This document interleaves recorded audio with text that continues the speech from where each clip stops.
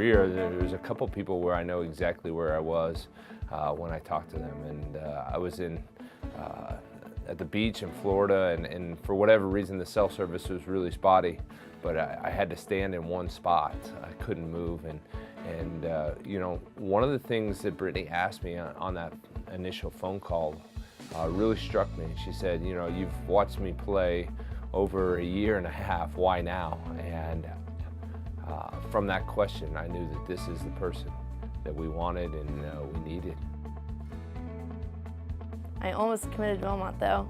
The phone number was dialed and everything, and I was about to press call, and I called my club coach instead and asked her what I should do, and she said, I think you should wait till after nationals. You don't know who's going to be watching, and someone might show interest. And then Billy Ebel got the job here, who has given me like coaching lessons and who became my coach eventually in club since I was 14.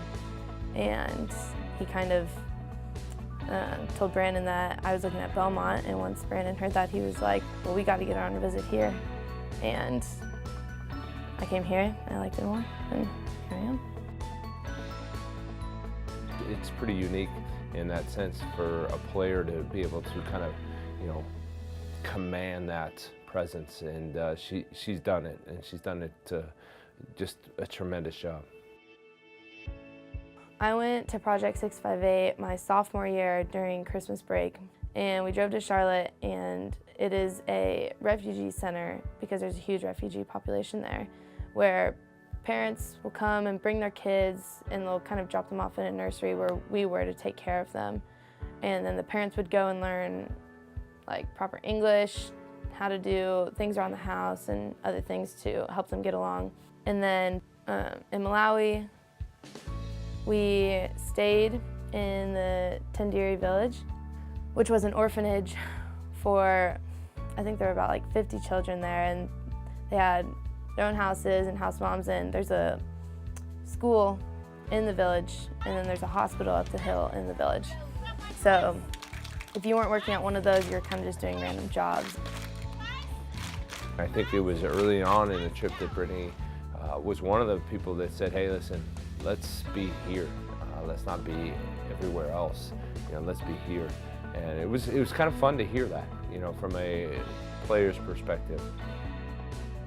So we thought we would be helping their teachers, just like assist with the classroom, and they told us, no, you're gonna be teaching for us. We're like, oh great.